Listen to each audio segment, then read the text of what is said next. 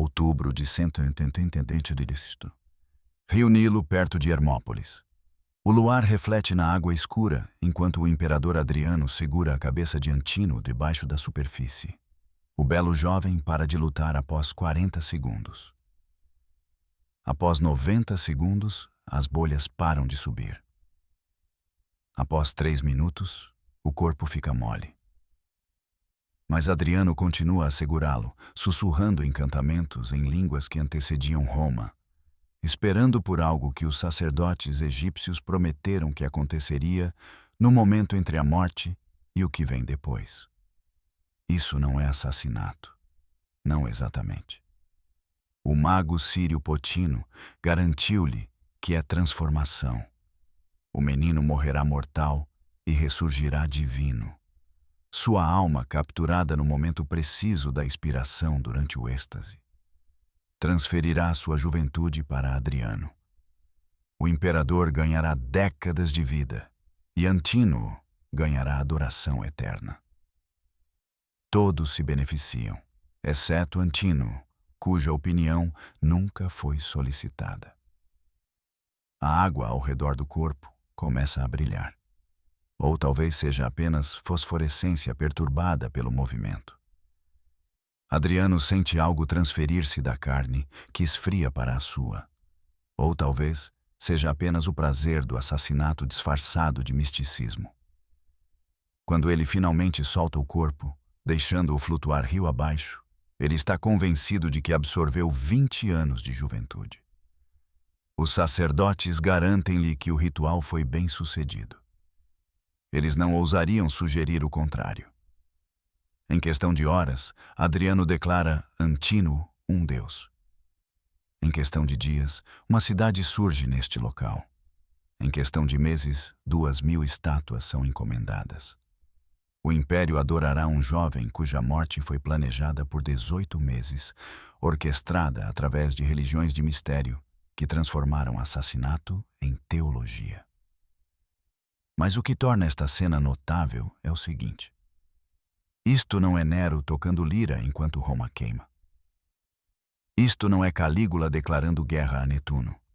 Isto não é Cômodo lutando como gladiador. Isto não é Heliogábalo casando-se com uma virgem vestal. Essas histórias, você sabe, esses imperadores, eles se tornaram vilões de Hollywood. Suas atrocidades são tão frequentemente repetidas que perderam seu poder de chocar. Esta noite descemos a um território mais sombrio. Os imperadores cujos nomes você talvez não reconheça, mas cujas práticas superaram até a loucura de Calígula. Homens que transformaram o poder imperial em maquinaria para gratificação pessoal tão extrema que historiadores antigos, homens que viveram durante o reinado de Nero, se recusaram a documentar os detalhes completos. Caracalla, que fez de sua mãe mais do que uma testemunha de fratricídio. Valentiniano Priiri, cuja fúria literalmente explodiu seu cérebro. Constante, cuja coleção de meninos bárbaros exigiu modificações arquitetônicas. Adriano, que afogou seu amante pela imortalidade. Valentiniano Terrível, que transformou esposas senatoriais em uma moeda de dominação. Maximino Trácio, o gigante de 8 pés cuja apetite destruiu mulheres através da simples física. Valente, que misturou feitiçaria com soberania até que a própria realidade se rebelou em Adrianópolis. Esses homens não apenas abusaram do poder. Eles revelaram o que acontece quando a autoridade absoluta encontra apetites que não reconhecem limites. Quando a única lei é o desejo do imperador. Quando até amantes se tornam ingredientes em rituais que horrorizariam os próprios deuses. Adriano puxa Antino da água uma última vez, não para salvá-lo, mas para sussurrar algo em seu ouvido que não ouve. Algo sobre quais partes do menino seriam preservadas em estátuas por todo o império. Algo sobre como a morte é apenas o começo do serviço. Algo sobre apetites que transcendem a própria mortalidade. Os sacerdotes que testemunharam este ritual, que ajudaram a preparar os cálculos astronômicos, que forneceram os encantamentos necessários, Eles fizeram votos de silêncio que mantiveram até a morte. Ou assim todos pensavam. Até que arqueólogos, escavando perto de Antinoópolis, encontraram papiros escondidos em cerâmica, escritos em copta por sacerdotes egípcios, que precisavam que alguém um dia soubesse o que realmente aconteceu quando um deus foi feito de um menino assassinado. Este é o testemunho deles. Antes de mergulhar nestas histórias esquecidas de poder e corrupção, se você gosta de aprender sobre as verdades ocultas da história, considere clicar no botão Gostei e se inscrever para mais conteúdo como este. E, por favor, comente abaixo para me dizer de onde você está ouvindo. Acho incrível que estamos explorando essas histórias antigas juntos, de diferentes partes do mundo, conectados através do tempo e do espaço, por nossa curiosidade compartilhada sobre o passado. Marco Aurélio Antonino, chamado Caracalla, devido ao manto gaulês que usava, herdou o trono ao lado de seu irmão Geta em 211. Seu pai, Septímio Severo, os forçara a governar juntos, esperando que o poder compartilhado impedisse a guerra civil. Em vez disso, ele engendrou um fratricídio com testemunha materna. O palácio foi fisicamente dividido entre os irmãos, entradas separadas, equipes separadas, refeitórios separados. Eles se comunicavam através de sua mãe, Júlia Domna, que passava os dias transitando entre campos hostis dentro de sua própria casa. O único terreno neutro eram seus aposentos, o que os tornava o local natural para o que Caracalla planejou. O assassinato em si foi rápido, mas suas consequências revelam o verdadeiro horror. O sangue de Geta mal havia esfriado antes de Caracalla começar a apagamento sistemático da existência de seu irmão. 20.000 pessoas morreram nas purgas que se seguiram.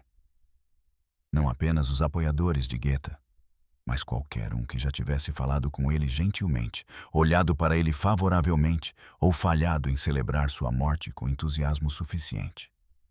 A damnatio memoriae foi além da prática romana típica. O nome de Geta foi cinzelado de monumentos. Seu rosto riscado de retratos de família, suas estátuas derretidas. Mas Caracalla foi além. Ele forçou artistas a repintar afrescos em casas particulares, removendo Geta de cenas de jantar. Ele mandou destruir os brinquedos de infância de Geta. Ele matou os servos que os haviam criado, porque eles se lembravam de quando 2 irmãos existiam. Mais perturbador foi o que ele exigiu de Júlia Domna. Ela foi proibida de lamentar, não apenas publicamente, mas em particular. Caracalla tinha espiões entre seus servos que relatavam qualquer sinal de luto. Ela tinha que sorrir em funções estatais. Ela tinha que elogiar o governo exclusivo de Caracalla. Ela tinha que fingir que seu filho mais novo nunca havia existido, enquanto o sangue dele ainda manchava suas roupas, porque Caracalla ordenou que essas vestes fossem preservadas. Fontes antigas, particularmente Dion Cássio, que viveu esses eventos, sugerem algo mais sombrio na relação de Caracalla com sua mãe. O imperador, que acabara de assassinar seu irmão em seus braços, agora exigia que ela compartilhasse sua cama, não metaforicamente como parceira no poder, mas literalmente como um substituto para as esposas que ele ignorava. A evidência é cuidadosamente redigida, mas consistente em todas as fontes. Caracalla dispensou sua esposa, Fúlvia Plautila, exilando-a para Lipari, onde ela foi posteriormente executada. Ele não teve outra esposa oficial. Em vez disso, Júlia Domna aparecia em cerimônias em posições reservadas para imperatrizes, não para mães. Ela recebia visitantes no quarto de Caracalla. Ela o acompanhava a acampamentos militares, onde eles compartilhavam aposentos que chocavam até soldados endurecidos. Herodiano, escrevendo mais próximo dos eventos, descreve a mudança na aparência de Júlia Domna. Após a morte de Geta, ela começou a usar o cabelo em estilos associados a mulheres mais jovens. Suas roupas tornaram-se mais reveladoras, apesar da idade. Estas não eram suas escolhas. Caracalla ditava sua aparência, transformando sua mãe em algo que se adequava a apetites que até os romanos tinham dificuldade em nomear. A origem síria de Júlia Domna adicionou outra dimensão.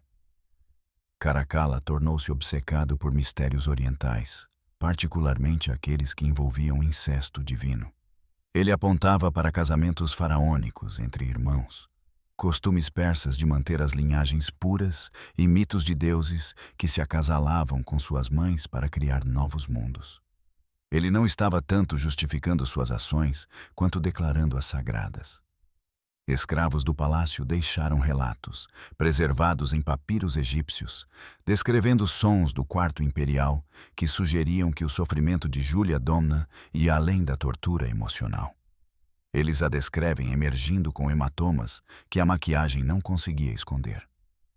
Mencionam médicos tratando ferimentos que sugeriam intimidade violenta.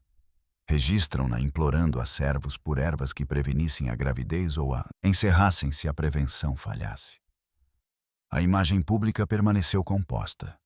Júlia Domna participou de reuniões do Senado, emitiu moedas com sua imagem e patrocinou intelectuais. Ela era chamada de Mãe do Senado, Mãe dos Acampamentos. Títulos que soavam com uma ironia doentia, dado o que seu filho real exigia em particular. Ela manteve essa fachada por 6 anos, até o assassinato de Caracalla, em 217. Quando a notícia de sua morte alcançou. Testemunhas dizem que Júlia Domna riu pela primeira vez desde o assassinato de Geta. Então ela recusou comida e tratamento médico para um câncer de mama que ela havia escondido, morrendo em questão de semanas. Alguns chamaram isso de luto por seu filho. Outros entenderam como um alívio de que sua tortura finalmente havia terminado. Mas nem mesmo a morte trouxe paz. Caracalla havia deixado instruções para seu enterro conjunto, seus corpos posicionados de maneiras que sugeriam intimidade eterna. Os sacerdotes romanos, horrorizados mas obedientes, cumpriram esses desejos. Em algum lugar sob a cimareia síria, uma mãe e um filho jazem dispostos na morte como ele os havia disposto em vida. Terzetenco do Tomeste, a fronteira do Danúbio. O imperador Valentiniano I recebe emissários da tribo dos Quados em sua tenda militar.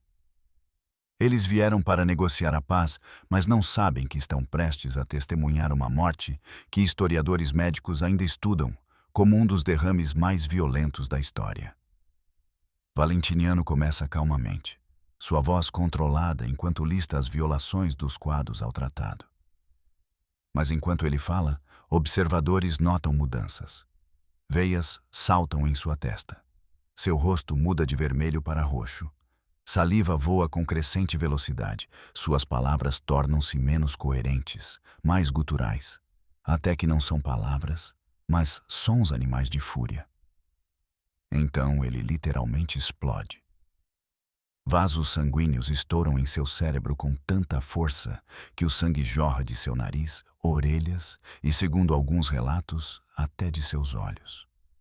Ele desmaia, convulsionando, morrendo em minutos do que os médicos mais tarde reconheceriam como um acidente vascular cerebral hemorrágico maciço causado por pura fúria. Esta não foi sua primeira explosão, apenas a última. Valentiniano havia transformado a raiva em arma durante seu reinado de 11 anos, usando a ira vulcânica como uma ferramenta de governança que deixou os tribunais aterrorizados e os súditos traumatizados. Mas a raiva era seletiva, estratégica e muitas vezes sexual em sua expressão. Amiano Marcelino, que serviu sob Valentiniano, descreve as sessões de justiça do imperador com detalhes perturbadores. Ao lidar com traidores acusados, Valentiniano não apenas ordenava execuções. Ele forçava famílias inteiras a assistir a torturas elaboradas, mas com acréscimos específicos. Esposas seriam despidas e examinadas em busca de marcas de conspiração. Filhas seriam investigadas quanto ao conhecimento dos crimes de seus pais. O processo de investigação envolvia levar mulheres a câmaras privadas, onde Valentiniano conduziria interrogatórios pessoalmente. Essas sessões duravam horas. As mulheres emergiam tremendo, com roupas rasgadas, incapazes de falar sobre o que havia ocorrido. Algumas nunca emergiram. Seus corpos encontrados mais tarde no Danúbio, marcados de maneiras que sugeriam que o interrogatório havia se transformado em algo completamente diferente. O padrão era consistente o suficiente para que as famílias nobres desenvolvessem estratégias. Ao serem convocadas para a justiça, elas enviavam suas filhas feias, suas esposas idosas, esperando minimizar o interesse do imperador. Raramente funcionava. Os apetites de Valentiniano não eram sobre beleza, mas sobre poder, sobre quebrar o que os outros valorizavam, sobre demonstrar que nada estava fora de seu alcance. Um incidente se destaca nos registros do tribunal. Um senador chamado Máximo foi acusado de peculato. Durante seu julgamento, Valentiniano ordenou que a esposa de Máximo fosse trazida para verificar o testemunho. À vista de todo o tribunal, ele mandou cortar suas roupas com facas, alegando procurar documentos escondidos. Não encontrando nenhum, ele declarou que ela deveria tê-los engolido e ordenou uma busca de cavidade que ele supervisionou pessoalmente. A humilhação era o objetivo. Máximo desmoronou, confessando crimes que não havia cometido apenas para acabar com o calvário de sua esposa. Ela sobreviveu, mas nunca mais falou, retraindo-se em um silêncio que durou até sua morte anos depois. O tribunal entendeu a mensagem. Opor-se a Valentiniano significava vê-lo violar tudo o que você amava, enquanto legalmente chamava isso de justiça.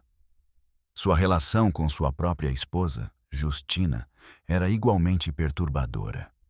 Ele a desfilava nua pelos acampamentos militares, alegando que isso demonstrava a beleza romana aos auxiliares bárbaros. Ele a forçava a servir vinho em banquetes vestindo apenas joias. Então a oferecia a generais que o agradassem. Ela aguentou porque recusar significava a morte, não apenas para ela, mas para seus filhos. A estrutura administrativa permitiu essas práticas. Valentiniano nomeou funcionários com base em sua disposição de fornecer o que o imperador desejasse. Um prefeito chamado Maximino obteve promoção fornecendo pedidos cada vez mais específicos. Gêmeos da Gália, virgens da Síria, meninos que se pareciam com o jovem Alexandre. A rede de suprimentos alcançou todo o império, uma vasta maquinaria de tráfico humano operada pelo próprio Estado. Campanhas militares tornaram-se expedições de caça a prêmios humanos. Após derrotar tribos germânicas, Valentiniano selecionava pessoalmente os cativos, não para a escravidão, mas para sua coleção particular. Ele favorecia particularmente as filhas de chefes tribais, mantendo-as em aposentos especiais, onde podia demonstrar a superioridade romana através de violação sistemática. Corte desenvolveu eufemismos para essas atividades. Consulta privada significava estupro. Interrogatório aprimorado significava tortura íntima. Inspeção imperial significava que o imperador visitaria esposas e filhas, enquanto maridos e pais esperavam do lado de fora. Todos entendiam o código. Ninguém ousava falar claramente. Sua morte trouxe um alívio que os cronistas tiveram dificuldade em esconder. Os emissários quados que testemunharam seu fim explosivo relataram que os cortesãos romanos pareciam mais chocados com a paz repentina do que pesarosos pela perda. Seu filho, Graciano, discretamente libertou as mulheres mantidas nos aposentos privados de seu pai, embora a maioria estivesse muito destruída para retornar à vida normal. Os detalhes médicos da morte de Valentiniano fascinam os historiadores porque sugerem uma conexão entre seus apetites violentos e seu fim violento. A mesma raiva que o levou à brutalidade finalmente se voltou para dentro. destruindo o cérebro que havia concebido tamanha criatividade cruel. Sua pressão arterial na morte estava provavelmente acima de 250, o suficiente para literalmente estourar artérias cerebrais. Janeiro de 305. Constante Oi foge pela neve gaulesa, perseguido pelos soldados do usurpador Magnêncio. Ele é abandonado por tropas que finalmente se fartaram de um imperador cujos apetites interrompiam a disciplina militar, as relações diplomáticas e os conceitos romanos básicos de masculinidade. Ele morre sozinho em uma vila fortificada, traído por homens que uma vez juraram lealdade, mas não podiam mais suportar o que tinham que permitir. Constante governou o terço ocidental do Império Romano desde 337, herdando-o de Constantino, o Grande, seu pai. Mas enquanto Constantino canalizou suas energias para a transformação religiosa e a conquista militar, Constante se concentrou em colecionar belos meninos bárbaros como outros imperadores colecionavam arte. O processo começou durante inspeções militares de rotina. Constante visitava guarnições de fronteira, ostensivamente verificando as defesas. Na realidade, ele estava fazendo compras. Quando as tribos germânicas enviavam reféns para garantir tratados, Constante selecionava pessoalmente quais manter. Os critérios eram consistentes: masculino, jovem, loiro, alto e possuidor do que os cronistas delicadamente chamam de beleza bárbara. Essas seleções não eram aquisições aleatórias, mas programas organizados.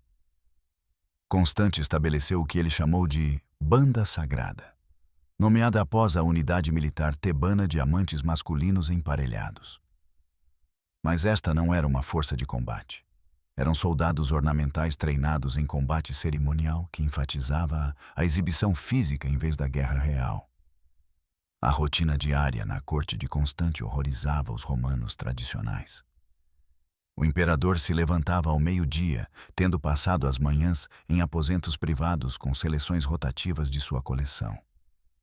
As tardes envolviam assistir seus bárbaros lutarem nus, seus corpos oleados, as lutas coreografadas para apelo estético em vez de competição. As noites traziam banquetes elaborados onde esses jovens serviam como decoração viva, posicionados ao redor do salão de jantar em poses que enfatizavam seus atributos físicos. Comandantes militares reclamavam que Constante interrompia campanhas inteiras para adquirir indivíduos específicos.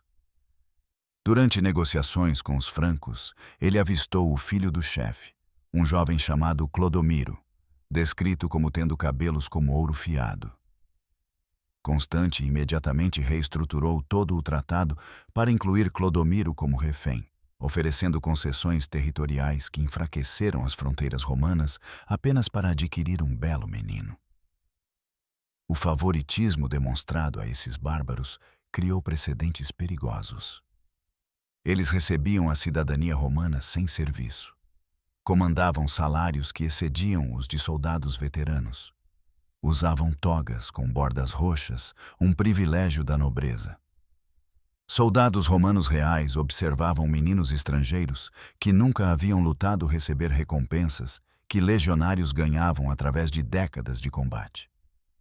Mais perturbadoras eram as cerimônias privadas que Constante conduzia. Baseando-se em religiões de mistério, ele criou rituais que combinavam o paganismo germânico com a cerimônia de Estado romana.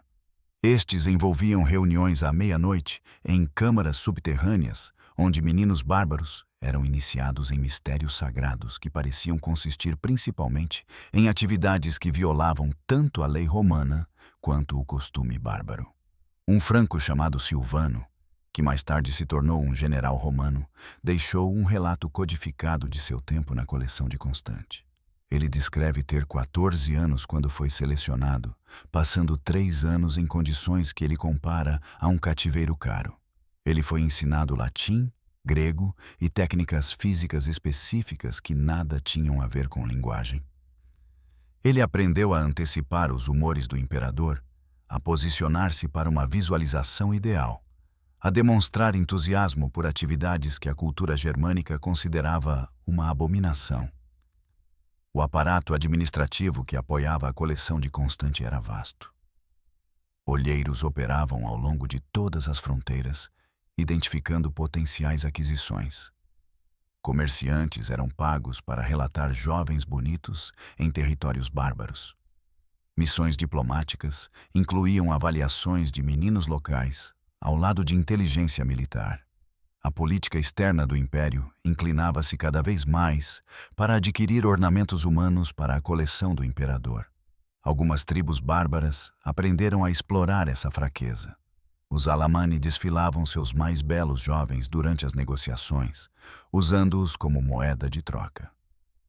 Os vândalos enviavam presentes de jovens selecionados para obter termos favoráveis. Os sármatas ofereceram irmãos gêmeos, que eram rumores de serem os mais belos homens das estepes, recebendo, em troca, apoio militar, que lhes permitiu dominar tribos rivais. O Senado romano ficou cada vez mais desconfortável com um imperador que parecia mais interessado em carne bárbara do que em governar Roma. As sessões em que Constante comparecia eram perturbadas por ele trazer favoritos que se espreguiçavam a seus pés, sendo alimentados com uvas enquanto os senadores discutiam políticas. Legislação importante era ignorada, enquanto Constante sussurrava com meninos loiros que falavam latim arrastado. O ponto de ruptura veio quando Constante tentou casar legalmente um de seus favoritos, um príncipe vândalo chamado Úfilas. A lei romana não tinha uma estrutura para o casamento entre pessoas do mesmo sexo, especialmente entre um imperador e um bárbaro. Constante tentou criar uma, propondo legislação que teria alterado fundamentalmente os conceitos romanos de casamento, cidadania e herança. O exército finalmente se revoltou. Magnêncio, um comandante de origem parcialmente bárbara, entendeu como canalizar o desgosto do exército para a rebelião. Ele prometeu restaurar a dignidade romana, remover os meninos perfumados da corte, tornar o império masculino novamente. Os soldados que viram Constante acariciar germânicos enquanto ignorava a defesa da fronteira afluíram ao estandarte de Magnêncio. A morte de Constante foi particularmente patética.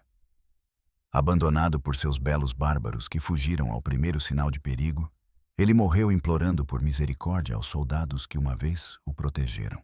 Suas últimas palavras, segundo testemunhas, foram perguntar se Úfilas havia escapado em segurança. O príncipe vândalo, na verdade, se juntara a Magnêncio, fornecendo informações sobre os movimentos de Constante em troca de passagem segura para casa. Outubro de 130 d.C. O rio Nilo perto de Hermópolis. A barca imperial desliza pela água marrom, enquanto o imperador Adriano conduz uma cerimônia que os sacerdotes egípcios não reconhecem. No centro do ritual, jaz Antino, o amante do imperador, jovem e belo e prestes a se tornar um sacrifício ou um suicídio, dependendo de qual relato sussurrado você acredita. Horas depois, Antino está morto no rio. Adriano emerge de sua cabine transformado, falando de visões e revelações divinas. Em dias ele declara Antino um deus. Em meses, uma cidade inteira surge da areia. Em anos, os cultos de Antino se espalham pelo império como uma infecção. Cada santuário um monumento ao amor ou assassinato, ou algo mais sombrio que combina ambos. Adriano tinha 54 anos quando conheceu Antino na Bitínia. O menino tinha talvez 14 anos. Selecionado da nobreza local por uma beleza que as fontes antigas tinham dificuldade em descrever sem descer à adoração. Estátuas que sobrevivem mostram um jovem cujas feições combinavam força masculina com delicadeza feminina, cujo corpo representava os ideais gregos de perfeição efebiana. A relação escandalizou até os romanos acostumados à pederastia. Não era o arranjo tradicional, erastes eromenos, com suas pretensões educacionais e limites de tempo. Adriano abandonou os deveres governamentais para viajar com Antino. Ele encomendou centenas de esculturas retratando o jovem em vários estados de nudez. Ele escreveu poesias que os escribas da corte se recusaram a copiar, considerando-as explícitas demais para a preservação. A viagem ao Egito em 130 deveria ser administrativa, revisando a governança provincial. Em vez disso, tornou-se o que as testemunhas descreveram como uma viagem de mistério, com Adriano consultando magos, participando de ritos subterrâneos e buscando algo que exigia a presença de Antino em cerimônias cada vez mais perigosas. Sacerdotes egípcios mais tarde testemunharam sob considerável pressão sobre os interesses de Adriano. Ele não estava buscando bênçãos padrão ou sabedoria convencional. Ele queria conhecimento específico sobre extensão de vida, transferência de alma, a criação de seres divinos através de sacrifício humano. Ele estudou particularmente os mitos de Osíris, onde a morte e a ressurreição se entrelaçam com o intercurso sexual. Na noite em que Antino morreu, a barca imperial ancorara em um local que Adriano selecionara por sua significância astronômica. Marte, Vênus e Mercúrio se alinhavam em configurações que a astrologia egípcia associava à transformação. O imperador dispensou todos os acompanhantes, exceto um mago sírio chamado Potino, e 2 escravos surdos mudos que não podiam relatar o que testemunhavam. A história oficial alegava que Antino caíra acidentalmente na água. A versão sussurrada dizia que ele pulou para cumprir uma profecia de que sua morte prolongaria a vida de Adriano. O rumor mais sombrio sugeria nem acidente, nem suicídio, mas assassinato ritual. Com Adriano afogando seu amante no momento do clímax para capturar sua alma em seu ponto mais potente. O que se seguiu apoia a interpretação mais sombria. As ações imediatas de Adriano não foram as de um amante em luto, mas de alguém que executava um plano predeterminado. Ele fundou Antinópolis no exato local da morte. Ele declarou Antino um deus antes que o corpo esfriasse. Ele instituiu mistérios que os participantes juraram nunca revelar, sob pena de morte, que vários sofreram em vez de falar. O culto de Antino, que se espalhou pelo império, era diferente de qualquer adoração imperial. Estes não eram templos para cerimônias de Estado, mas centros para ritos noturnos que exigiam iniciação.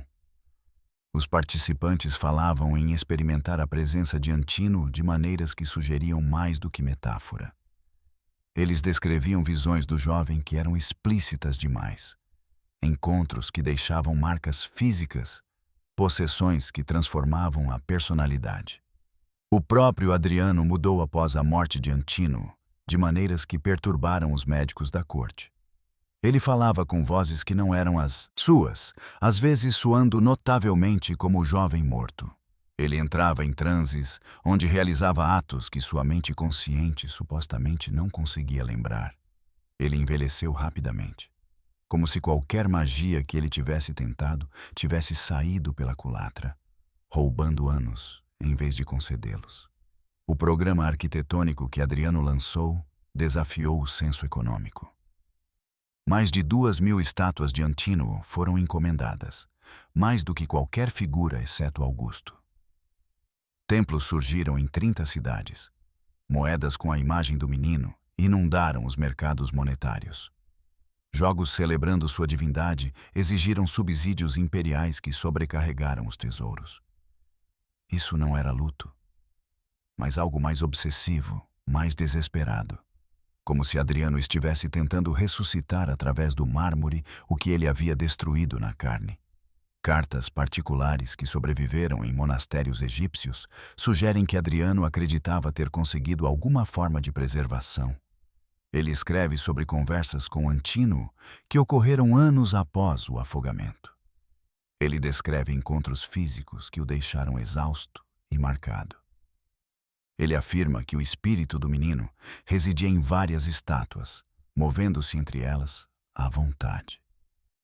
Os mistérios de Antino envolviam práticas que combinavam rituais de morte egípcios com sexualidade grega. Os iniciados eram obrigados a passar por afogamentos simbólicos, depois ressurreição através de atos que pantomimavam a relação de Adriano com o jovem deificado. Essas cerimônias criaram escândalo mesmo em cidades acostumadas a religiões de mistério, com relatos de participantes emergindo física e psicologicamente transformados. Descobertas arqueológicas modernas apoiam algo incomum sobre os sítios de Antino. Estátuas mostram sinais de unção regular com substâncias que a análise química não consegue identificar. Fundações de templos contêm câmaras que não tinham propósito arquitetônico, mas possuíam propriedades acústicas que criavam efeitos desorientadores.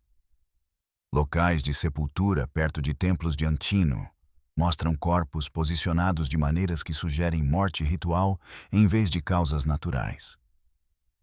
Adriano passou seus últimos anos cada vez mais obcecado em se juntar a Antino.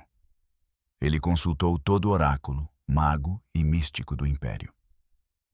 Ele tentou cerimônias que exigiam componentes tão perturbadores que os fornecedores recusaram as encomendas imperiais. Sua morte em 138 foi precedida por semanas de delírio em que ele implorava a Antino que o levasse ou o libertasse. A sucessão foi complicada por documentos que Adriano deixou solicitando procedimentos de sepultamento que violavam o costume e a lei romana. Ele queria que seu corpo fosse posicionado com representações de Antino em configurações que sugeriam intimidade eterna. Seu sucessor, Antonino Pio, ignorou discretamente a maioria dos pedidos, embora persistissem rumores de que certos requisitos foram secretamente cumpridos. 16 de março de 455. Campo de Marte em Roma. O imperador Valentiniano III pratica arco e flecha enquanto dois homens se aproximam por trás. Ele não os reconhece como maridos e pais de mulheres que ele violou. A primeira estocada da espada entra abaixo de suas costelas. A segunda abre sua garganta. Enquanto ele sangra na grama bem cuidada, eles lhe dizem exatamente as esposas e filhas de quem ele havia tomado, certificando-se de que ele saiba por que está morrendo. Valentiniano III herdou o Império Ocidental aos 6 anos, governado por sua mãe, Gala Placídia, até que atingisse a maioridade. Quando finalmente assumiu o controle pessoal, revelou apetites que deixaram até a decadente aristocracia romana desconfortável. Não era a preferência homossexual de alguns imperadores, nem as obsessões incestuosas de outros. Valentiniano visava especificamente as esposas e filhas de romanos poderosos, tratando a violação como uma forma de dominação política. O sistema era metódico. Valentiniano convocava senadores para consulta, exigindo que trouxessem suas famílias para demonstrar lealdade.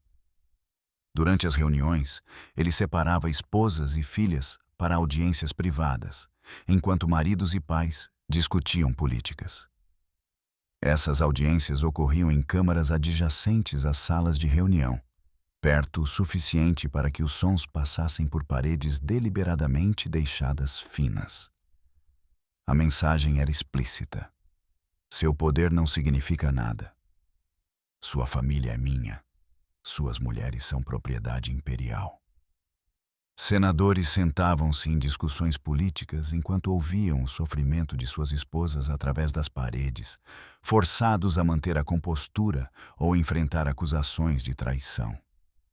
A humilhação era multiplicada por terem que agradecer ao imperador depois, elogiando sua sabedoria enquanto suas mulheres violadas estavam ao lado deles.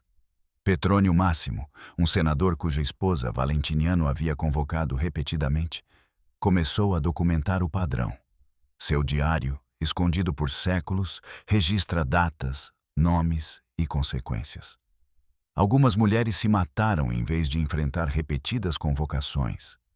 Outras foram divorciadas por maridos que não podiam suportar a vergonha. Muitas se retiraram para conventos, buscando santuário na vida religiosa. O método do imperador envolvia manipulação legal, que tornava a resistência impossível. Ele declarava certas mulheres consultoras imperiais em assuntos femininos, exigindo sua presença na corte. Ele estabeleceu um conselho de matronas que supostamente aconselhava sobre política doméstica, mas na verdade lhe dava acesso rotativo às nobres romanas. Recusar esses compromissos significava traição. Um incidente escalou para além das violações usuais de Valentiniano. Licínia Eudóxia, filha de um poderoso general, estava noiva de um jovem senador. Valentiniano a convocou para uma consulta sobre os preparativos do casamento, alegando interesse imperial nos casamentos aristocráticos. Ela nunca mais voltou para casa intacta. Seu noivo a encontrou na manhã seguinte nos jardins do palácio, roupas rasgadas, corpo marcado, mente quebrada. O general, seu pai, exigiu justiça. Valentiniano respondeu prendendo-o por conspiração, usando evidências que sugeriam planejar violência contra o imperador. A evidência era real. O general estava planejando exatamente isso. Mas a rede de espiões de Valentiniano havia fornecido o aviso, permitindo que ele eliminasse uma ameaça enquanto mantinha a filha para uso contínuo. A estrutura administrativa permitiu o assalto sistemático. Nomeações no palácio eram agendadas para garantir que novas vítimas chegassem regularmente. A equipe médica era obrigada a tratar ferimentos silenciosamente. Servos que testemunhavam atividades eram transferidos para postos de fronteira, onde a expectativa de vida era mínima. Toda a casa imperial se tornou uma máquina de predação.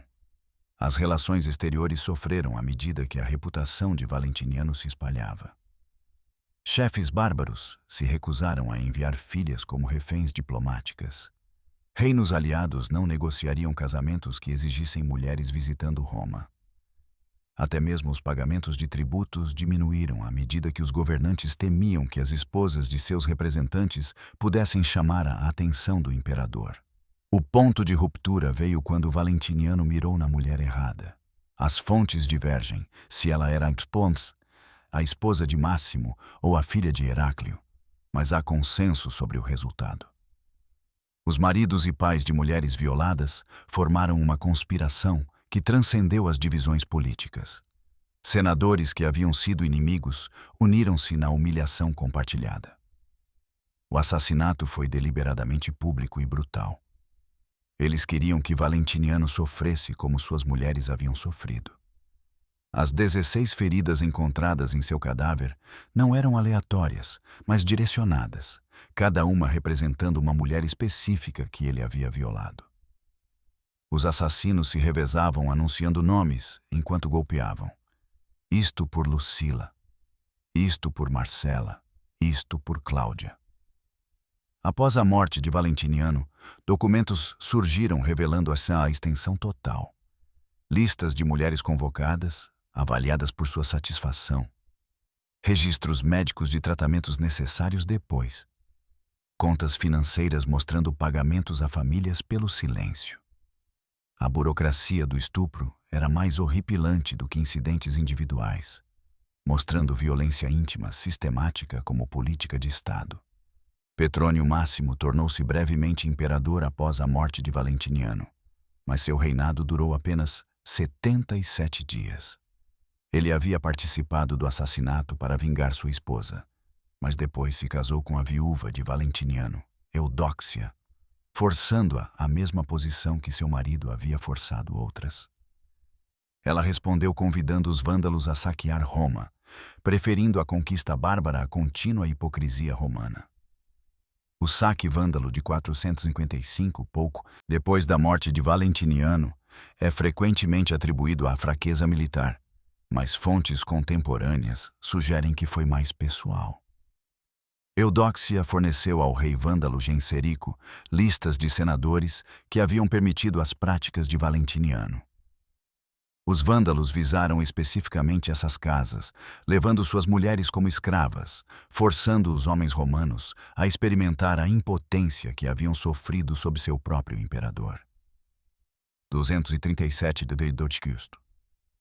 Um acampamento militar na fronteira do Reno.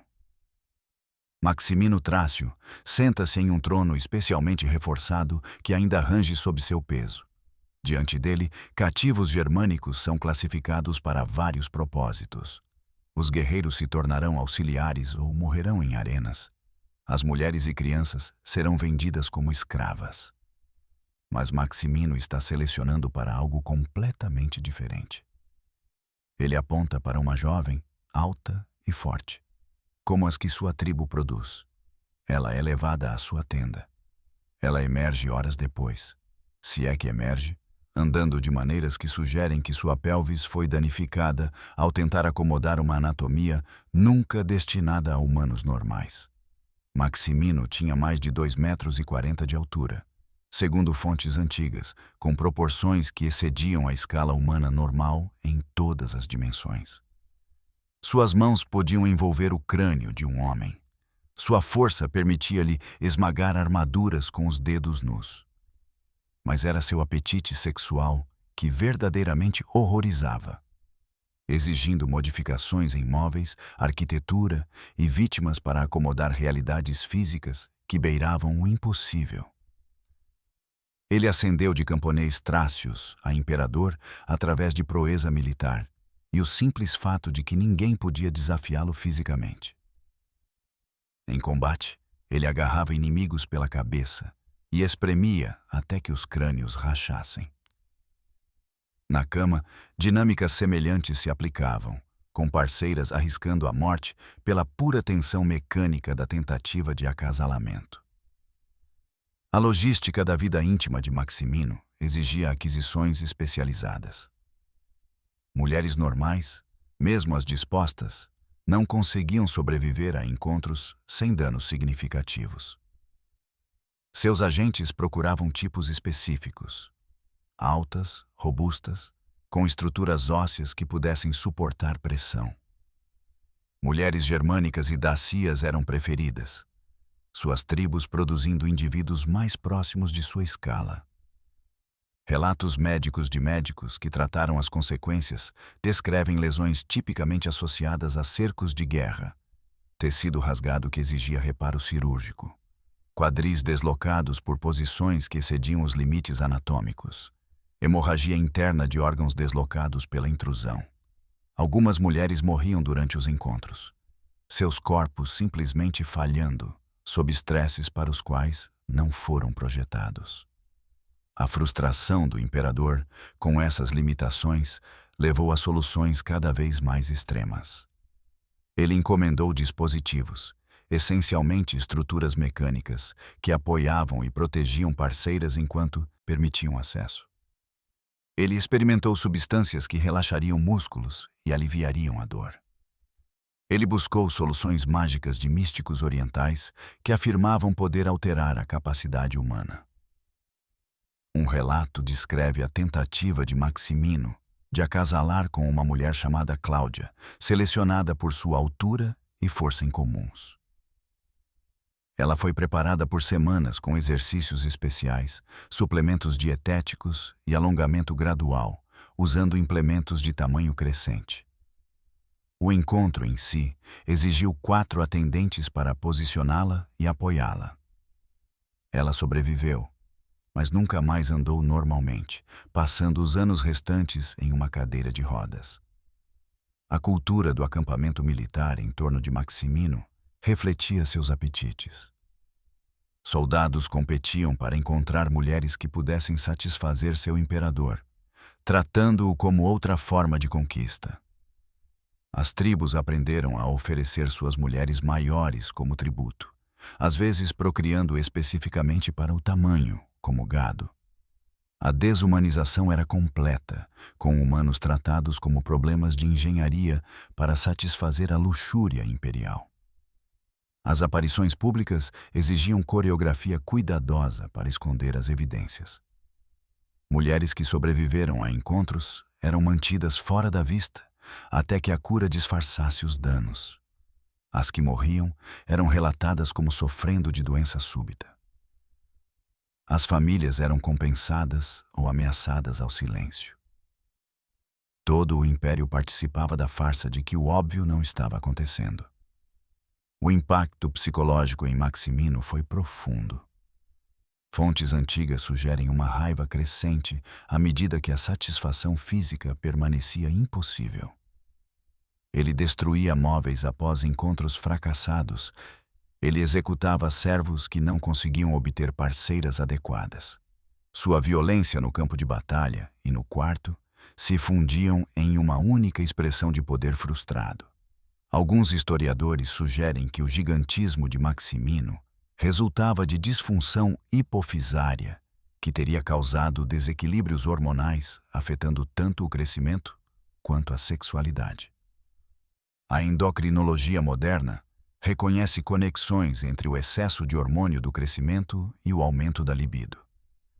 Sua condição pode ter criado desejos que sua própria condição impossibilitava de satisfazer.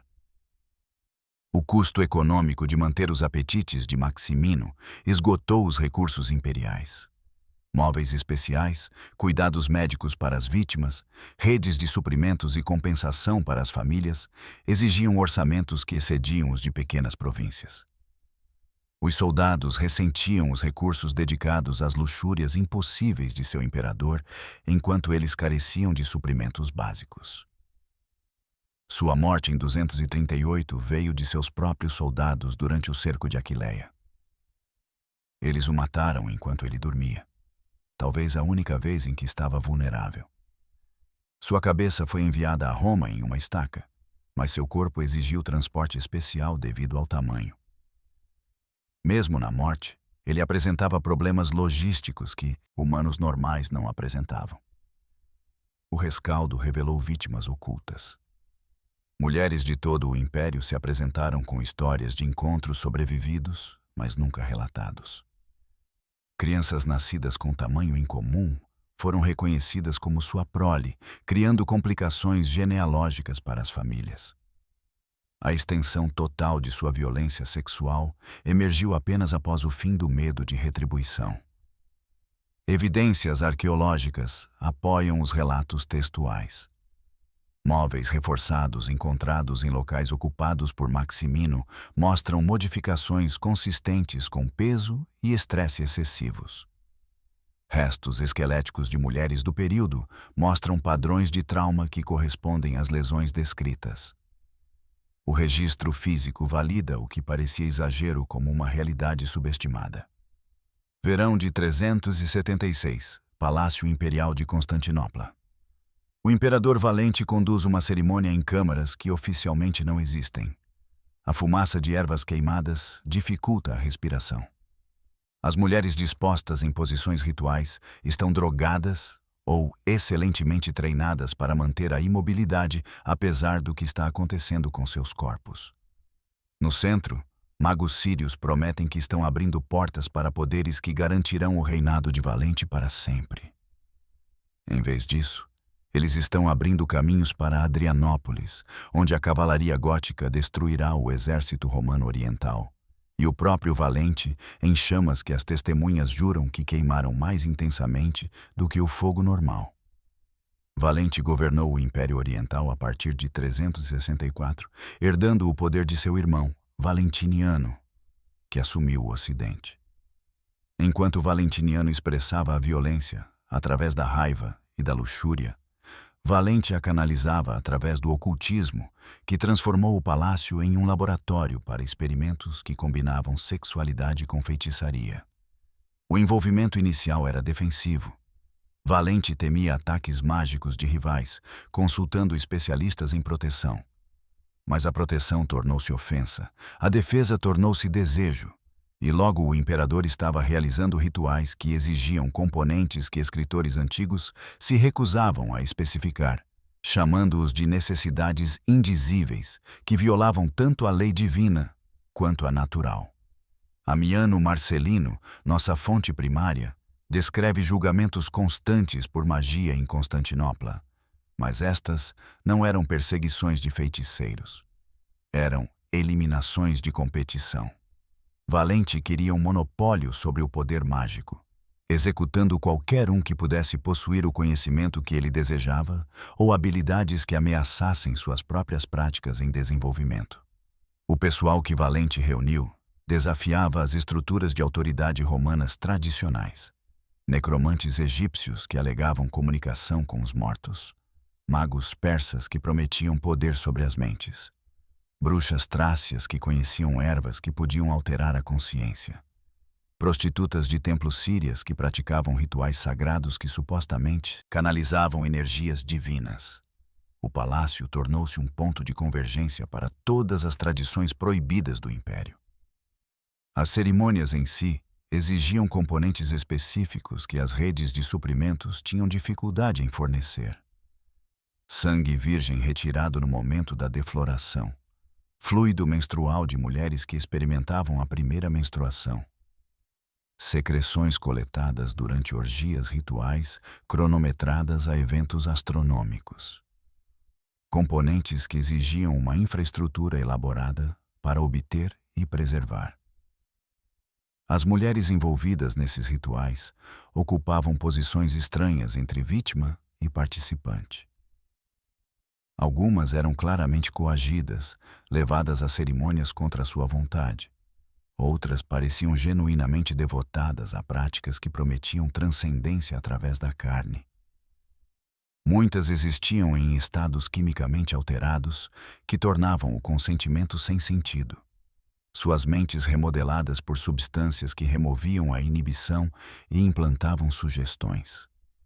Um ritual, parcialmente documentado em textos coptas escondidos em monastérios egípcios, envolvia a criação do que Valente chamava de talismãs vivos. Mulheres seriam selecionadas por características físicas e astrológicas específicas através de combinações de rituais, escarificação e modificação química. Elas supostamente se tornariam condutos para forças sobrenaturais. Essas mulheres seriam então mantidas em aposentos especiais. Seus corpos usados como baterias mágicas que Valente poderia utilizar para obter poder. As consequências médicas foram severas. Médicos do palácio, jurados ao segredo, tratavam condições que não conseguiam explicar através do entendimento convencional.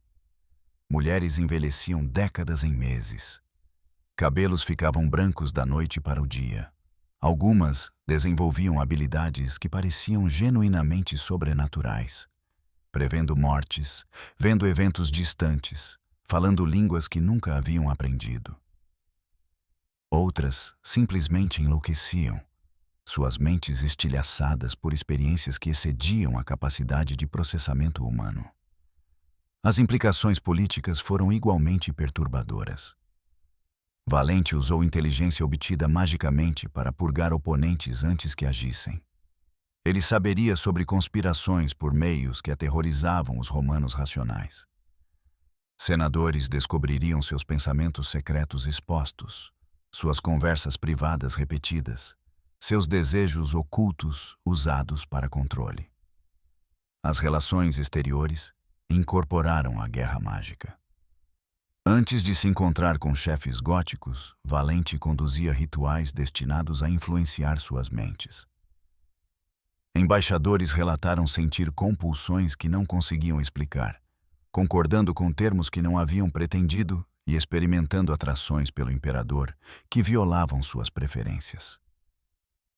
Se isso era magia genuína ou psicologia sofisticada aprimorada por drogas, permanece debatível. A guerra gótica que culminou em Adrianópolis foi precedida por um erro de cálculo mágico. Valente realizou um grande ritual destinado a garantir a vitória, exigindo componentes tão extremos que até seus magos sírios expressaram relutância. A cerimônia envolveu o sacrifício de mulheres que haviam sido especificamente preparadas por meses de condicionamento ritual. Suas mortes cronometradas para alinhamentos celestes que supostamente garantiam o favor divino.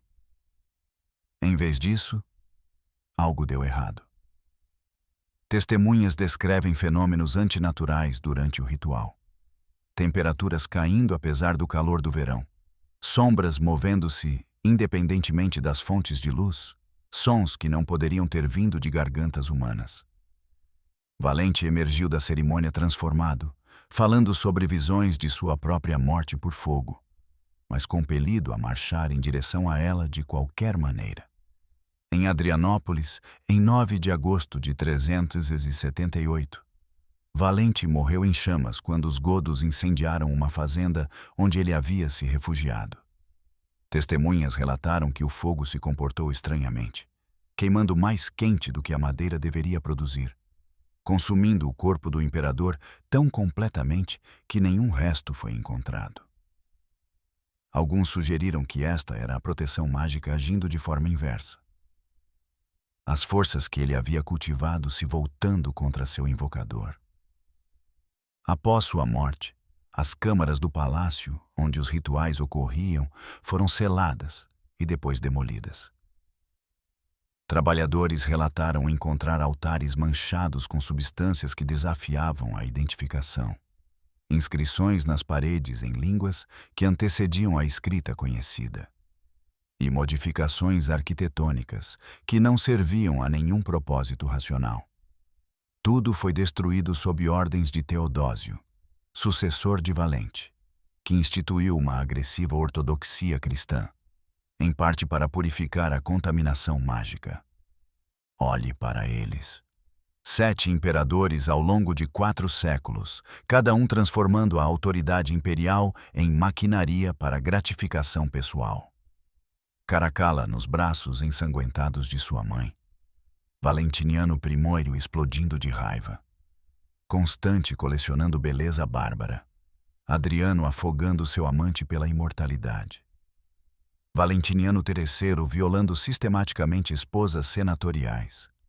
Maximino Trácio destruindo mulheres com seu corpo gigante.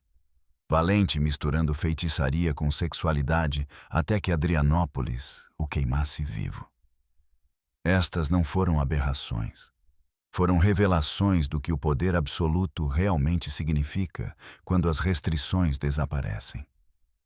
Todo imperador enfrentou a mesma tentação.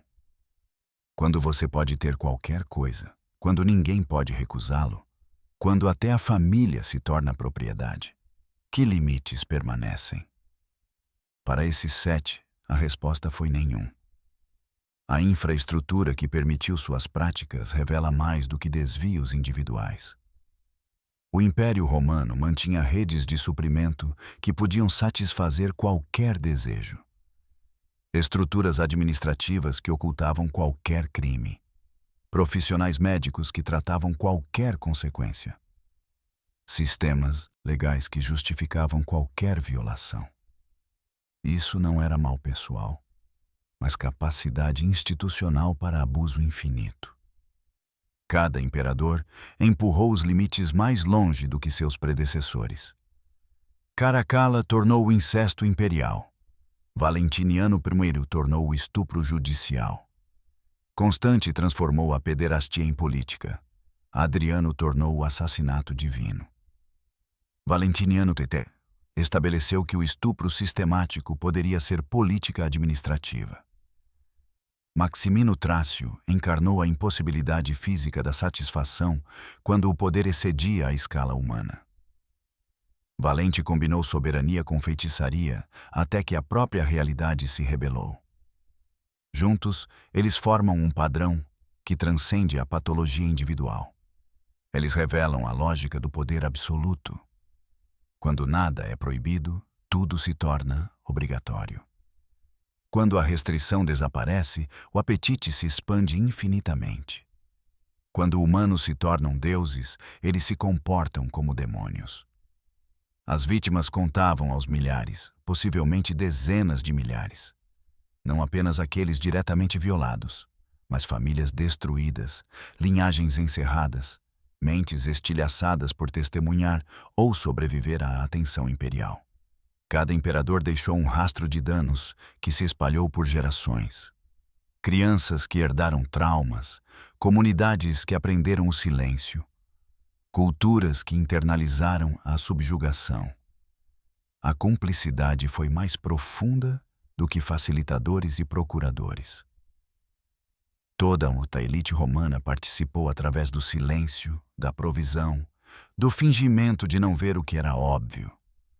Senadores que ofereciam suas esposas para proteger suas posições. Generais que forneciam cativos para o prazer imperial. sacerdotes que abençoavam atrocidades como vontade divina, médicos que tratavam ferimentos que sabiam ser crimes. O império foi construído sobre um acordo coletivo para ignorar a monstruosidade imperial. A própria documentação conta uma história. Historiadores antigos escreviam em códigos, eufemismos e implicações. Não podiam registrar a verdade diretamente sem arriscar a execução, mas não podiam ignorá-la completamente sem perder a credibilidade. Então, criaram uma linguagem de sugestão, meias-verdades que apontavam para realidades totalmente horríveis. Historiadores modernos devem decodificar atrocidades deliberadamente obscurecidas, reconstruindo o horror a partir de indícios. A dimensão religiosa transcendeu a simples hipocrisia. Esses imperadores eram simultaneamente deuses e monstros. Autoridade divina encarnada, enquanto violavam todos os princípios divinos. Eles presidiam cerimônias religiosas enquanto recém-saídos de violações. Eles emitiam legislação moral enquanto praticavam a imoralidade. Eles eram adorados como sagrados enquanto se comportavam como demoníacos. A dissonância cognitiva destruiu os conceitos romanos de sacralidade em si. O custo econômico era assombroso. Manter os apetites imperiais exigia recursos que poderiam ter financiado exércitos, construído cidades e alimentado províncias. As redes de aquisição, os cuidados médicos, os pagamentos por compensação e silêncio, as modificações arquitetônicas, as cerimônias e rituais. Tudo isso exigia despesas que contribuíam para a bancarrota imperial. O Império Ocidental não caiu apenas para os bárbaros. Ele desmoronou sob o peso dos apetites de seus próprios governantes. As implicações militares eram igualmente severas. Soldados que deveriam estar lutando estavam adquirindo. Generais que deveriam estar elaborando estratégias estavam permitindo. Recursos que deveriam ter abastecido as fronteiras foram desviados para prazeres imperiais. Os bárbaros não derrotaram Roma tanto quanto entraram por portas deixadas abertas por imperadores, muito focados em seus apetites para notar a invasão. O impacto cultural persistiu muito depois da queda de Roma. Essas práticas imperiais se tornaram horrores lendários que moldaram os conceitos medievais de mal. Quando Dante projetou seu inferno, ele foi parcialmente inspirado pelas atrocidades imperiais romanas. Quando moralistas medievais alertaram contra a corrupção do poder, eles citaram esses imperadores. Quando pensadores renascentistas questionaram a autoridade absoluta, esses foram os contos de advertência que eles referenciaram. Paralelos modernos são desconfortáveis, mas inegáveis. Todo sistema que concentra poder sem prestação de contas corre o risco de produzir monstros semelhantes. A infraestrutura de abuso, uma vez estabelecida, busca usuários. As redes de aquisição, uma vez criadas, exigem suprimento. A cultura do silêncio, uma vez normalizada, permite a escalada. Esses imperadores romanos não são história antiga, mas avisos sobre os perigos permanentes do poder. A evidência arqueológica continua surgindo. Escavações regularmente descobrem evidências de práticas que confirmam ou excedem os relatos textuais. Traumas esqueléticos que correspondem às violações descritas. Características arquitetônicas que serviram a propósitos documentados.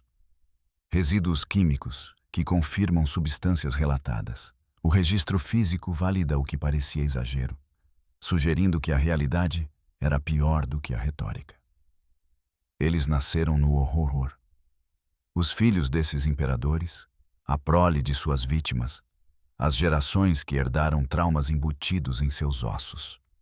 Alguns foram produtos de incesto, outros de estupro e muitos de circunstâncias que a lei romana não podia classificar porque excediam a imaginação legal. A relação de Caracalla com Júlia Domna pode ter produzido descendentes que os registros do palácio deliberadamente obscureceram. Servos sussurravam sobre crianças nascidas com deformidades, escondidas em câmaras do palácio, eliminadas antes que pudessem se tornar complicações dinásticas. Um relato menciona uma criança que viveu 3 anos, mantida em aposentos onde apenas escravos surdos mudos podiam entrar, morta quando sua semelhança com Caracalla e sua mãe se tornou inegável. As redes de aquisição que supriam os apetites imperiais muitas vezes envolviam crianças que cresciam sabendo que existiam apenas para consumo eventual. O treinamento começava cedo, às vezes desde o nascimento. Elas aprendiam a se mover de maneiras que agradassem, a falar em tons que excitavam e a se posicionar para uma visualização ideal. Quando atingiam a idade útil, não eram mais humanas, mas instrumentos perfeitamente elaborados para o prazer imperial. Essas crianças ocupavam um limbo legal único. Não exatamente escravas, já que poderiam ser prole reconhecida. Não exatamente livres, já que sua existência dependia do capricho imperial. Não exatamente romanas, já que suas origens eram deliberadamente obscurecidas. Elas viviam nas sombras do palácio, educadas o suficiente para serem divertidas, mas nunca o suficiente para serem perigosas, existindo apenas enquanto permanecessem úteis ou divertidas. A deificação de Antínoe por Adriano criou um tipo diferente de prole, filhos espirituais de um deus manufaturado. Jovens de todo o império foram recrutados para os cultos de Antínoe, que prometiam imortalidade através da reencenação da relação do jovem divino com Adriano. Estas não eram reencenações metafóricas. Sacerdotes que haviam sido treinados pelo próprio Adriano ensinavam aos iniciados exatamente como o imperador amara seu favorito, transformando a luxúria imperial em prática religiosa. Os meninos bárbaros que Constante colecionava frequentemente deixavam mulheres grávidas quando eram eventualmente descartados. Essas crianças, meio romanas, mas legalmente bárbaras, criaram um caos genealógico nas regiões fronteiriças. Nenhuma cultura as reivindicava. Elas não podiam herdar pela lei romana ou pelo costume bárbaro. Elas existiam como lembretes vivos do apetite imperial, ostentando características que as marcavam como produtos de violação disfarçada de favor. A prole de Maximino Trácio apresentava desafios únicos. Crianças que herdaram seu gigantismo não podiam ser escondidas ou ignoradas. Elas se destacavam literal e figurativamente, seu tamanho anunciando sua paternidade. Algumas eram mortas ao nascer quando sua escala se tornava aparente. Outras eram enviadas para unidades militares específicas que se especializavam em gerenciar embaraços imperiais. Algumas sobreviveram até a idade adulta, seus quadros maciços as tornando valiosas como soldados, mas perigosas como potenciais pretendentes. As violações sistemáticas sob Valentiniano III produziram uma geração de filhos senatoriais que sabiam que seus pais oficiais não eram seus pais biológicos. Esses segredos abertos envenenaram a aristocracia romana por dentro. Irmãos que não se pareciam em nada. Irmãs que ostentavam traços imperiais. Heranças contestadas com base em verdades óbvias, mas não ditas. O imperador havia literalmente gerado confusão nas linhagens de elite de Roma. Mais perturbadoras foram as crianças nascidas de rituais mágicos sob Valente. Alguns relatos descrevem bebês que pareciam normais inicialmente, mas desenvolveram habilidades estranhas à medida que envelheciam. Crianças que sabiam coisas que não poderiam ter aprendido, que falavam com presenças invisíveis, que causavam fenômenos inexplicáveis em sua vizinhança. A maioria foi discretamente eliminada quando sua natureza se tornou aparente. Mas persistiram rumores de alguns sobrevivendo em monastérios remotos, onde suas habilidades podiam ser contidas através de orações constantes. Os sistemas educacionais para crianças imperiais refletiam as prioridades de seus pais. Elas aprendiam línguas para se comunicar com diversas vítimas, estudavam anatomia para entender os limites físicos, eram ensinadas leis especificamente para identificar brechas.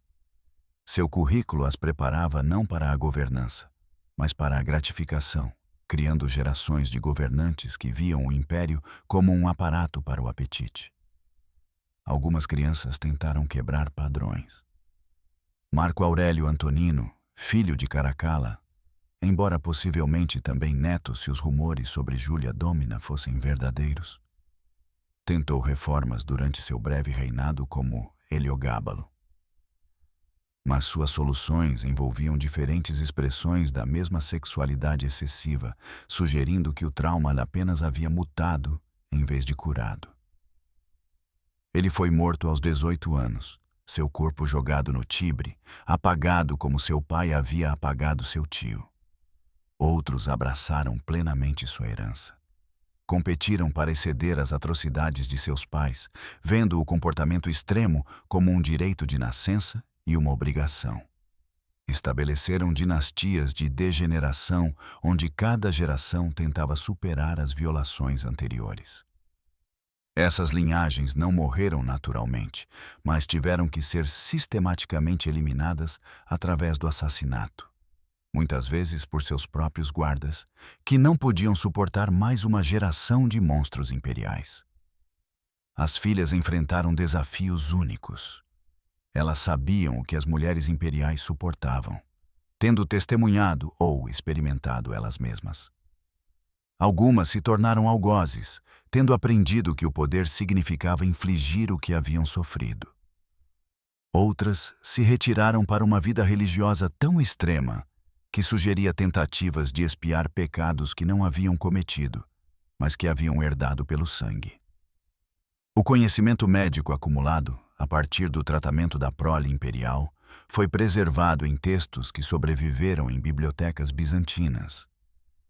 Médicos documentaram condições que não podiam explicar por hereditariedade normal.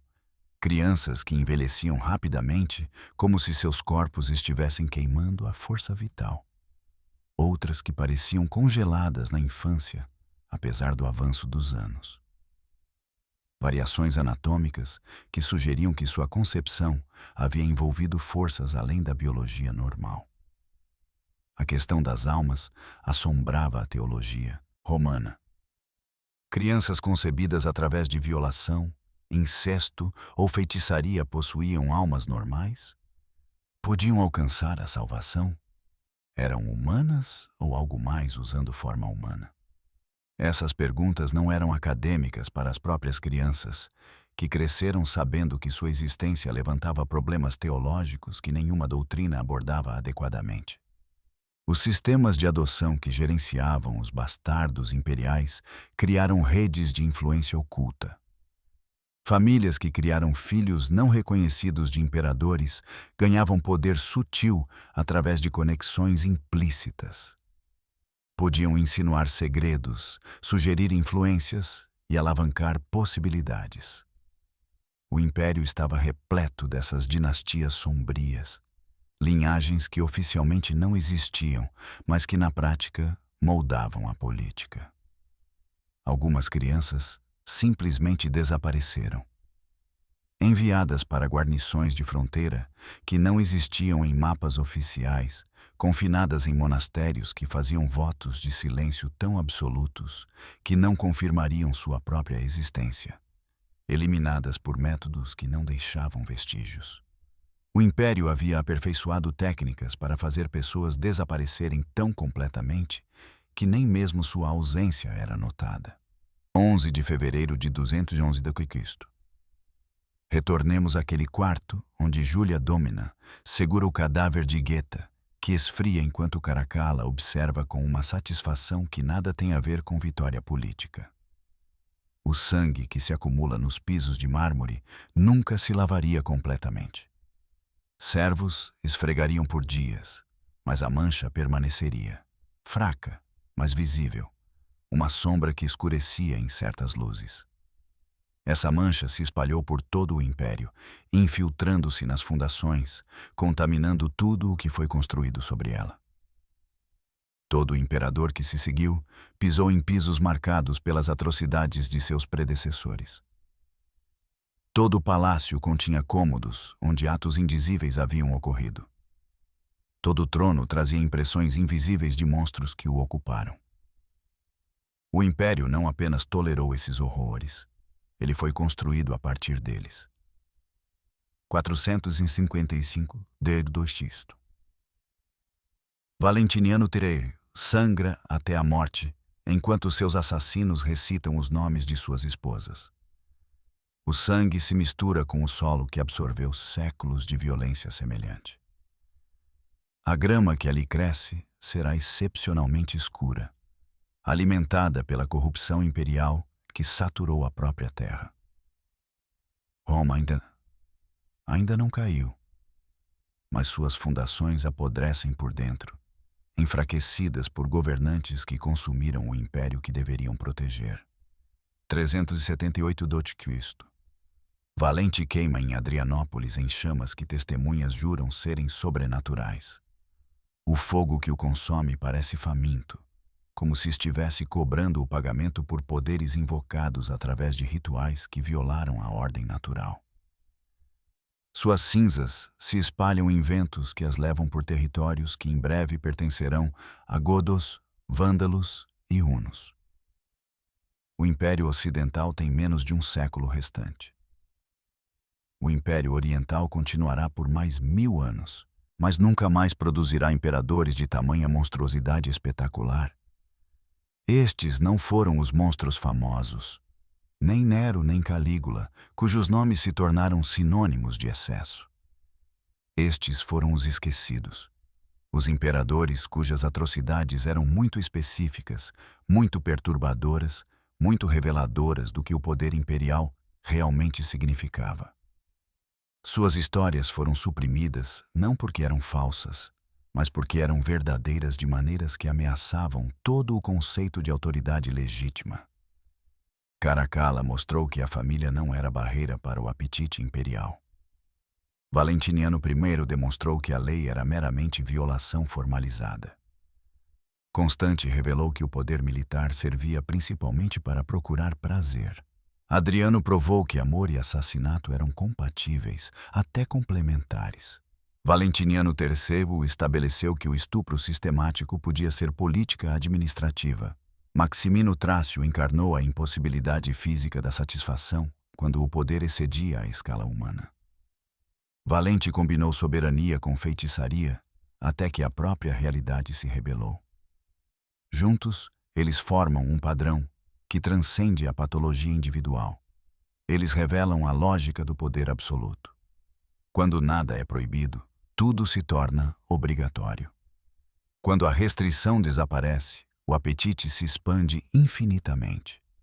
Quando humanos se tornam deuses, eles se comportam como demônios. O Império Romano não produziu esses monstros acidentalmente, mas inevitavelmente, como produtos naturais de sistemas que concentravam o poder sem prestação de contas. A infraestrutura que eles criaram o sobreviveu. Redes de aquisição estabelecidas para o prazer imperial evoluíram para o tráfico de escravos medieval. Estruturas administrativas projetadas para ocultar atrocidades tornaram-se burocracias que normalizaram a opressão. Arcabouços legais que justificavam a violação influenciaram códigos de leis por séculos. O legado romano inclui não apenas aquedutos e arquitetura, mas sistemas para satisfazer os apetites mais sombrios do poder. A documentação que tentaram destruir continua vindo à tona. Textos ocultos em paredes de monastérios, relatos codificados em arquivos de família, evidências arqueológicas que confirmam ou excedem os registros escritos. Cada descoberta revela novas profundezas, sugerindo que o que sabemos representa uma fração do que ocorreu. A verdade completa pode ser literalmente indizível, excedendo a capacidade da linguagem de transmitir o horror. As linhagens que eles criaram ainda existem, diluídas, mas presentes em populações por toda a Europa, Ásia e África. Estudos de DNA revelam conexões inesperadas, sugestões de relações que as genealogias oficiais negam. Carregamos seu legado genético sem o saber. Trauma herdado codificado em cromossomos. Memórias ancestrais de violações que moldaram os medos e comportamentos das gerações subsequentes. As questões teológicas que eles levantaram permanecem sem resposta. As almas podem ser corrompidas através da carne? O poder transforma a natureza humana ou a revela? Existem atos que amaldiçoam não apenas os perpetradores, mas sistemas inteiros que os permitem? Esses imperadores forçaram o confronto com possibilidades que a religião romana não podia acomodar, contribuindo para a ascensão do cristianismo como uma alternativa que prometia justiça divina para atrocidades terrenas. As implicações modernas são desconfortáveis, mas inevitáveis. Todo sistema que concentra poder sem prestação de contas corre o risco de produzir monstros semelhantes. A infraestrutura de abuso, uma vez estabelecida, busca usuários. A cultura de cumplicidade, uma vez normalizada, permite a escalada. Esses imperadores não são avisos antigos, mas relevância contemporânea, mostrando o que acontece quando a responsabilidade desaparece e o apetite se torna autoridade. Nós os estudamos não por sensacionalismo, mas por reconhecimento. Reconhecimento de que o poder sem restrição se torna predação. Que sistemas projetados para a governança podem se tornar maquinário para a gratificação. Que humanos com autoridade divina se comportam com criatividade demoníaca. Que as alturas da civilização são construídas sobre profundezas que preferimos não reconhecer. Júlia Domna morreu em 217. Finalmente livre do filho, que a tornara simultaneamente imperatriz e vítima, ela se recusou a comer e a tomar medicamentos, escolhendo a obliteração em vez da existência continuada em um mundo moldado pela atrocidade imperial. Suas últimas palavras, segundo testemunhas, foram: "A mancha não vai sair." Ela poderia estar se referindo ao sangue de Geta em suas roupas. Ela poderia estar se referindo ao próprio império. A mancha permanece nas ruínas de palácios onde atrocidades ocorreram. Em códigos legais que normalizaram a violação, em linhagens que carregam ecos genéticos do excesso imperial. Em sistemas que concentram poder sem prestação de contas, em apetites que se expandem quando as restrições desaparecem. No reconhecimento de que humanos com autoridade absoluta a corromperão absolutamente. Esses 7 imperadores não foram exceções, mas exemplos. Exemplos do que acontece quando o poder encontra a patologia. Quando o sistema permite a psicopatia. Quando o império se torna um aparato para o prazer imperial. Eles nos mostraram o pior que os humanos podem se tornar quando nada os impede de se tornarem isso. O sangue nunca se lavou. Nem dos pisos de mármore, do roxo imperial. Nem da memória histórica. Ele se infiltrou nas fundações, contaminou a água subterrânea e envenenou o solo. Tudo o que foi construído sobre essas fundações carrega a mancha. Todo o sistema descendente dessas estruturas herda a contaminação. Toda concentração de poder corre o risco de reativar potenciais dormentes para a atrocidade. Eles governaram por décadas, anos ou meses. Mas seu impacto persiste por milênios, não através de monumentos, leis ou dinastias, mas através de demonstrações das implicações derradeiras do poder. Eles nos mostraram o que a autoridade se torna sem responsabilidade, o que a humanidade se torna sem restrições, o que a civilização se torna quando serve apenas para satisfazer os apetites de seus governantes. O Império Romano caiu, mas os padrões que eles estabeleceram persistem.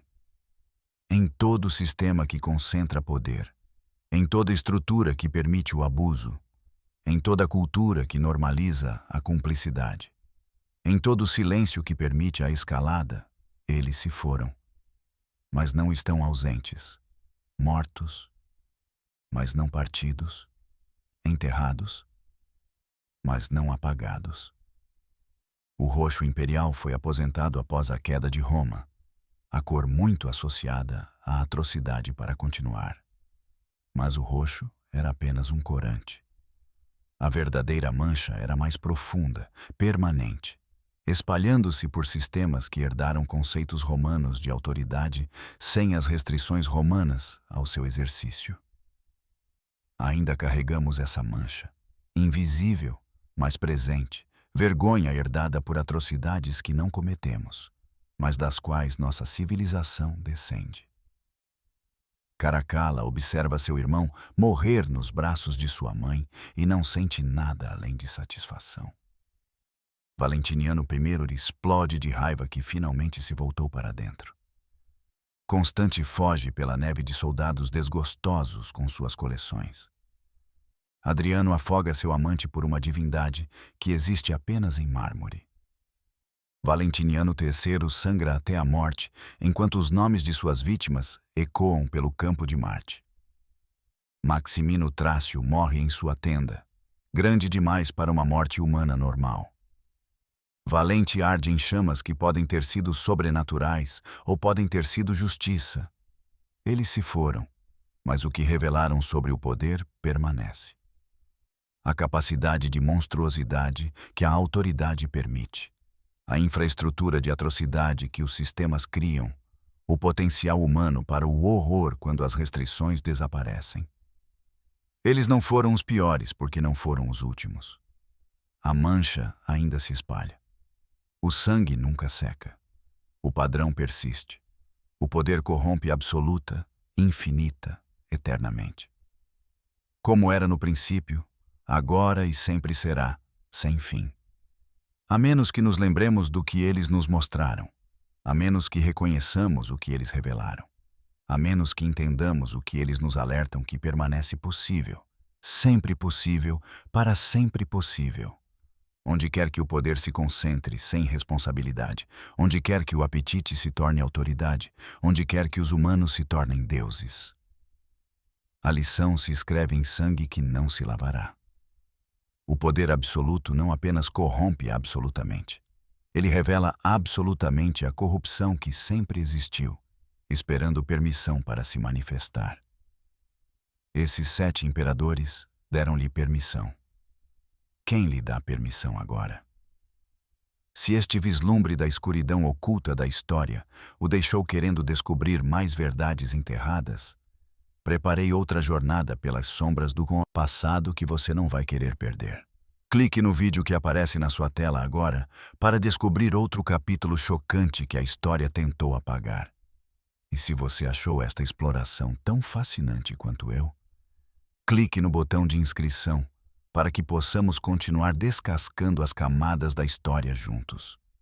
Essas vozes esquecidas merecem ser ouvidas, e há muitas outras histórias esperando para serem contadas.